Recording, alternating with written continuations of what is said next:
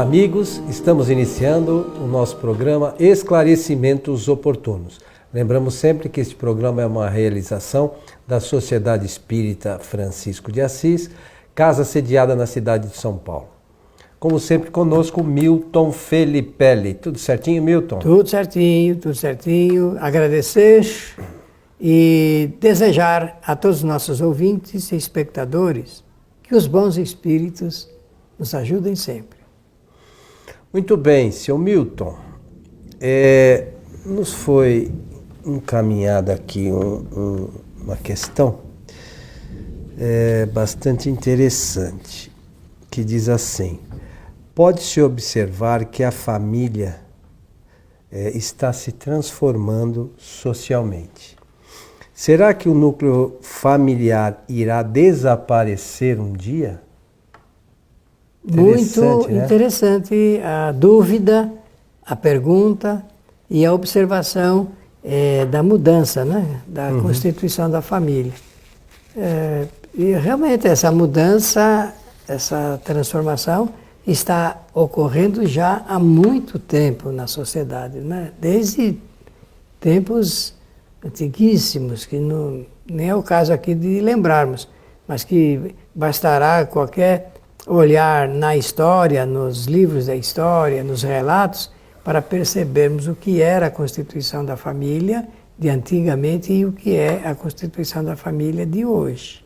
Então, tudo começa com o casamento, não é?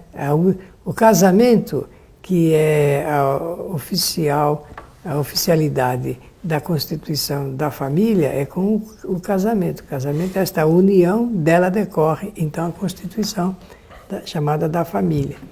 E sabem, em tempos anteriores, as pessoas queriam se unir, queriam casar, exatamente para constituir família.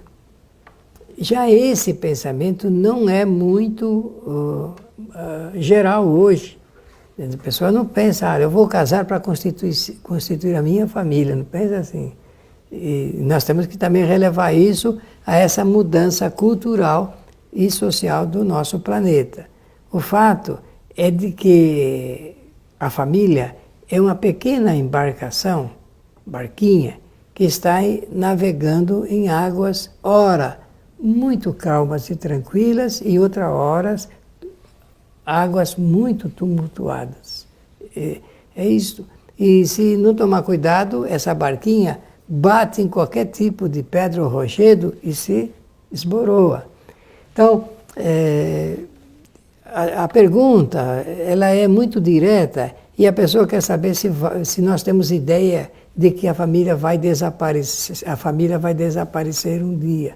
Bem, eu posso dizer, naturalmente o Coelho também vai emitir a sua consideração, mas no meu pensamento a família jamais vai desaparecer. Ela vai mudar de feição, vai adaptar-se a novas situações da vida ou da sociedade e, diante dessas adaptações, continuará existindo para atender ao objetivo principal, que é a possibilidade da encarnação e educação dos espíritos que devem chegar aqui neste porto, que é a Terra. Então, qual é a finalidade da família? Possibilitar a reencarnação e possibilitar a educação dos espíritos que ainda fazem parte da nossa humanidade espiritual. Nesse sentido,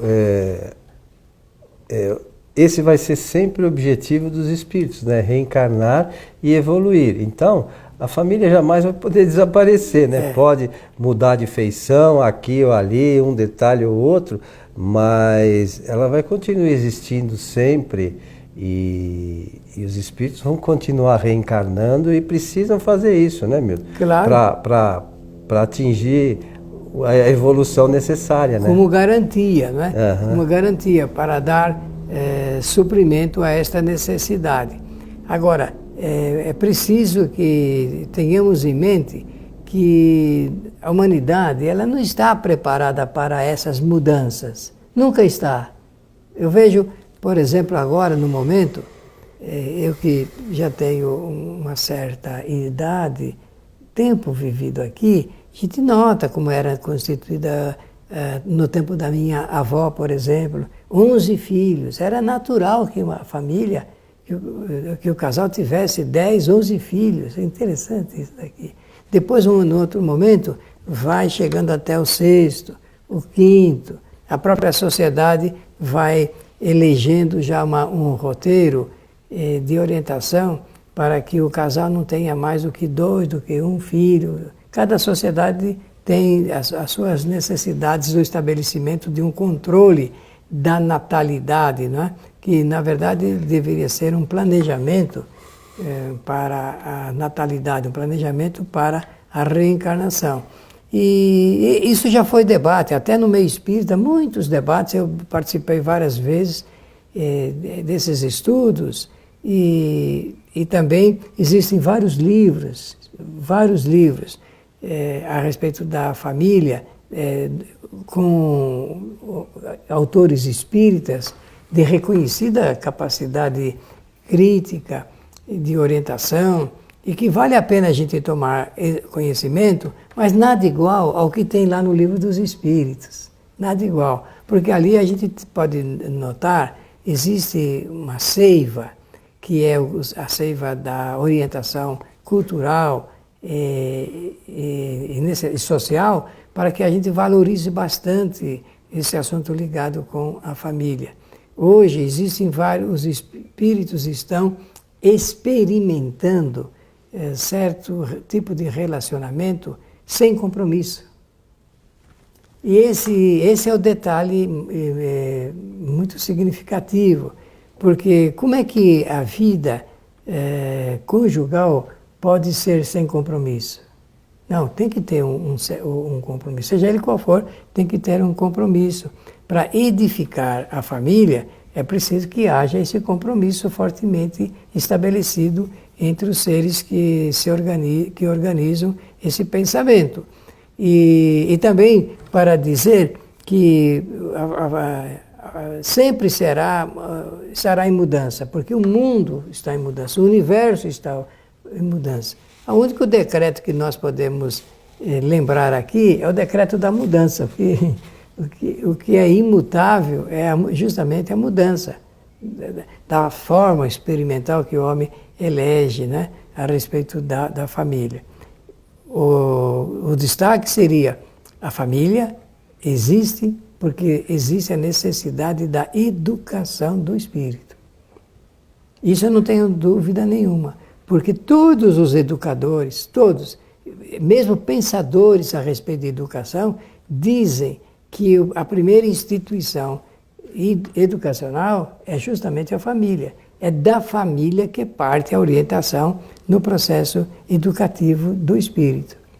A figura do pai e da mãe não é uma figura só de suplemento alimentar, é também no campo orientativo da educação. Hoje a gente enfrenta, às vezes, um certo problema, até a gente percebe isso nas escolas, porque tem aí um ingrediente que é a falta de conhecimento, talvez, dessas leis por boa parte dos pais, e eu não sei exatamente o porquê isso se dá, mas os pais dão a obrigação, ou pelo menos na cabeça de boa parte, a obrigação de dar educação para a escola. E essa obrigação, eles esquecem que é dos pais. Isso é... A escola dá ensino, né? Então, talvez a gente ache hoje, por conta disso, que pode estar havendo alguma coisa. Mas eu acho que é um certo descuido, talvez, de alguns pais que não se dão ao trabalho de dar a devida atenção para as crianças. E elas ressentem-se disso. Nós vemos, pode e acontece com frequência, uma certa revolta por parte de muitos. A gente vê, por exemplo, essa coisa, os pais muitas vezes cobram da escola certas atitudes e apoiam os filhos em coisas descabidas. Então a gente vê agressão em professores. Mas e aí? Onde está a educação? E os pais vão defender os filhos, né? Então, às vezes a gente tem que estar atento porque são espíritos com um certo grau de belicoso, né? De revolta, de né? revolta com tudo e com todos, que querem porque querem fazer com que as coisas sejam do jeito deles, e as coisas não são do jeito deles. Então é necessário, e a gente tem lá, na nossa instituição tem lá uma creche, a gente vê muitas vezes que algumas crianças têm as suas algumas características desde os primeiros passos, né? E se a gente não refrear isso, e esta é uma digamos assim, incumbência dos pais, né? Os pais têm que tratar disso para que a sociedade não se perca. E a gente tem visto aí uma série de coisas completamente distorcidas da realidade. Mas os pais precisam tomar atitude, né? A sociedade ela é sempre o reflexo, né? Como resultado, como efeito daquilo que as famílias constituem. São as famílias que constituem a nossa sociedade. Gostaria de lembrar sobre esse assunto ligado com a família, que eu acho um tema extremamente importante, de que, do aspecto educacional, existe uma origem muito interessante a respeito de como as mães devem educar os filhos. Isso é coisa que vem desde há muito tempo. Vou lembrar aqui de um considerado filósofo da educação, que foi Jean-Jacques Rousseau. Rousseau, ele pensava muito a respeito desse assunto ligado com a instrução e com a educação. E ele escreveu um livro chamado Emílio, onde ele estabelece ali pontos muito interessantes, muito importantes, que deveriam ser observados para a constituição da família e também para a educação dos filhos. Decorre disso o que você está falando.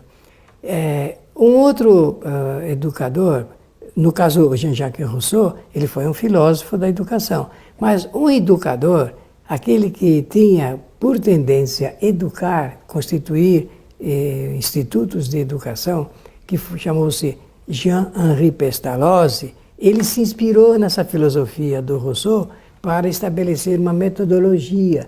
E ele escreveu um dos seus livros, escreveu vários livros, mas um dos seus livros, ele é considerado o ponto essencial para a transmissão de conhecimentos a fim de que as pessoas aprendam a educar. Esse livrinho dele, falo de livrinho no sentido melhor possível do termo, chamou-se Leonardo e Gertrudes.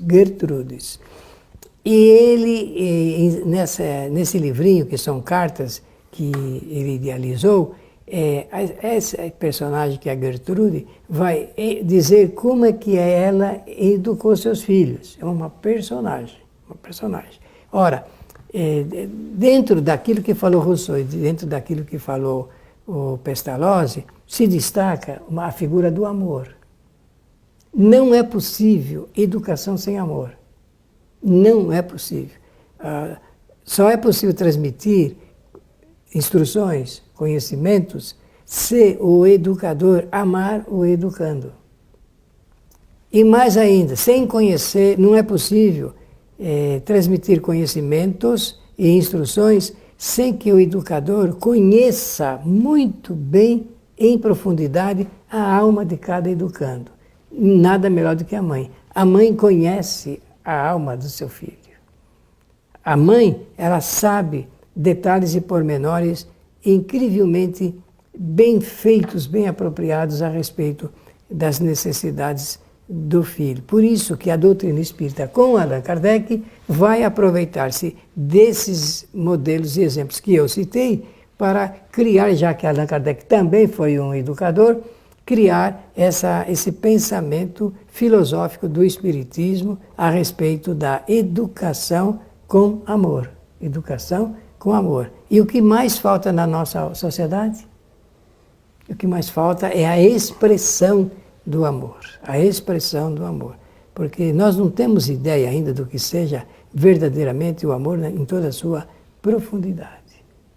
Nós estamos engatinhando ainda em uma série de aspectos, né, Milton?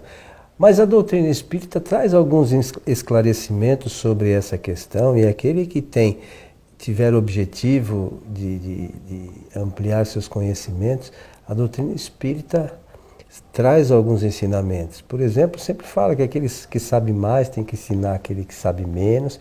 Isso não é... Isso é ponto de trabalho espiritual. Então, seja como educador, seja como pai, né? A gente tem ali um espírito que num primeiro momento... Pode ser até que o espírito muitas vezes é mais evoluído que o pai, né? Mas num dado momento... o espírito, quando sobretudo é criança, né? Até os 7 anos principalmente. Os pais têm toda a incumbência de delinear aí a rota, né, de conduta dessa criança. E às vezes precisa ser duro. Até conversávamos antes sobre isso, né? A disciplina, né? Sobre essa questão da disciplina. Às vezes a gente precisa ser firme. Não adianta hoje as pessoas, às vezes, por terem muito trabalho, procuram fazer todas as vontades dos filhos, e fazer a vontade não necessariamente é dar amor, né? São coisas distintas, né? Às vezes é o contrário, a gente fazer tudo é uma forma cômoda de deixar que as coisas materiais façam o nosso serviço, né? E não dá para a gente transferir isso para o grau das artificialidades, que educação não existe isso. Na educação, o que deve preconizar são aqueles pontos, e um deles, o primeiro, é o do amor, a fim de que ele realmente envolva inteiramente o ser que vai receber essas informações educativas. O Espiritismo contribui grandemente para isso, contribui enormemente para isso. Basta que a pessoa goste do tema, aprenda a examinar o que está acontecendo na sociedade. Com esse momento de transição da família, nós podemos verificar o grau de influência que os avós hoje possuem, o grau de influência dos avós que possuem num grau muito grande, porque hoje em dia, como está encurtando a infância, e existe esse compromisso que não é compromisso do vamos ver se dá certo o casamento, não é isso?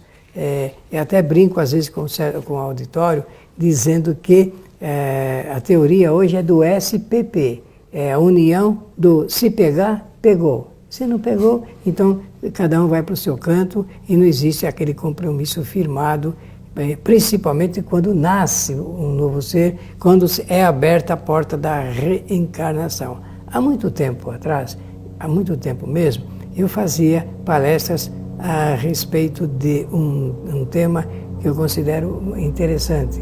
Um deles era chamado Como Salvar Seu Casamento. Mas isso foi se tornando quase como que impossível de você realizar palestra a respeito disso, dada a multiplicidade da vida com problemas das pessoas, não é? E é natural que isso aconteça, não é? E outro ponto que nós temos que considerar é o compromisso que cada um assume com aquele ser que está ao seu lado. Aquele compromisso que cada um assume com o ser que está ao seu lado.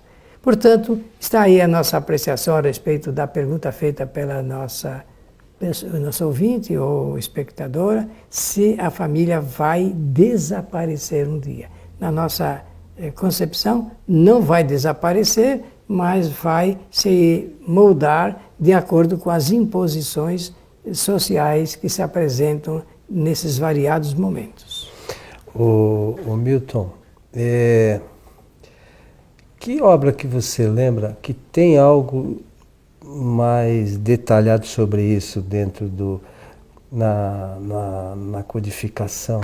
Olha, dentro da codificação é o Livro dos Espíritos, mesmo, né? E no Evangelho segundo o Espiritismo, que lá existem vários momentos em que são estabelecidos as responsabilidades dos pais e tudo mais. Agora, fora, existe um livro do Jaci Regis, com a Nancy Pullman, E é um livro chamado Casamento, Família e Sociedade. Muito interessante. Interessante, né? Muito importante. Muito bem, estamos chegando ao final de mais esse programa Esclarecimentos Oportunos. E agradecemos a generosidade do envio da questão, agradecer a atenção de todos e desejar-lhes que os bons espíritos nos ajudem sempre. Nós lembramos que as palestras da nossa casa são realizadas às sextas-feiras a partir das 19h30 e elas são transmitidas ao vivo pelo site tvfraternidade.com.br. Então é só acessar e você se cadastra gratuitamente lá no live stream, que é o sistema que a gente usa de transmissão, e você pode assistir a partir daí todas as sextas-feiras as nossas palestras ao vivo. A você o nosso abraço e até o nosso próximo encontro.